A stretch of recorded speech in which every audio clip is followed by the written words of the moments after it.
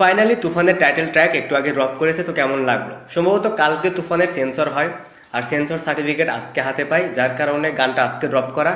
আর গানটা সম্ভবত 5টা 6টার দিকে ড্রপ করার কথা ছিল, বাট সেটা করতে করতে এখন বাজে প্রায় 9টা।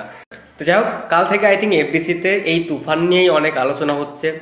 তুফানকে কিভাবে আটকানো যায় থেকে দেখলাম 18 সংগঠন না 19 সংগঠন, সাথে আরো অনেকেই রয়েছে, এগুলা নিয়ে আলোচনা করতেছে, প্রেস কনফারেন্স করতেছে। যাই হোক, এটা তাদের কাজ, এটা প্রত্যেকবারই হয়ে থাকে, এটা আজ নতুন না। তো যাই হোক, গানটা কেমন লাগলো? এই গানের অডিও ভার্সন নিয়ে পরে বলি, আগে বলি ভিডিও ভার্সনটা নিয়ে। অনেকে লিরিক্যাল, বাট এর মাঝে যতগুলো ভিডিও ফুটেজ দেখলাম, ভাই ভাই ভিজুয়ালি দেখতে দারুণ লাগতেছে। ওখানে লোক যেভাবে গানের শুরুটা হচ্ছে, সেই 90s সময়ের কারগুলো নিয়ে শাকিব খানের এন্ট্রিটা হচ্ছে, লং হেয়ার বিয়ার্ড, একটা সিনে শাকিব খান হেঁটে আসতেছে, সেখানে তার ঘাড় বেঁকানো সেই স্টাইলটা, এছাড়া ওভারঅল গানে ভিজুয়াল দেখতে দারুণ লাগে। Colour grading, cinematography, camera work, এগুলো দেখতে ভালো লাগে। কিন্তু অডিও ভার্সনটা নিয়ে বলে এখানে মিউজিক করেছে I think Naved Parvez.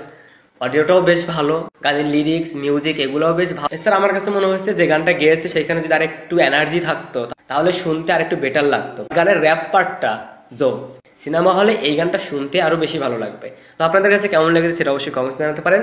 Thanks for watching.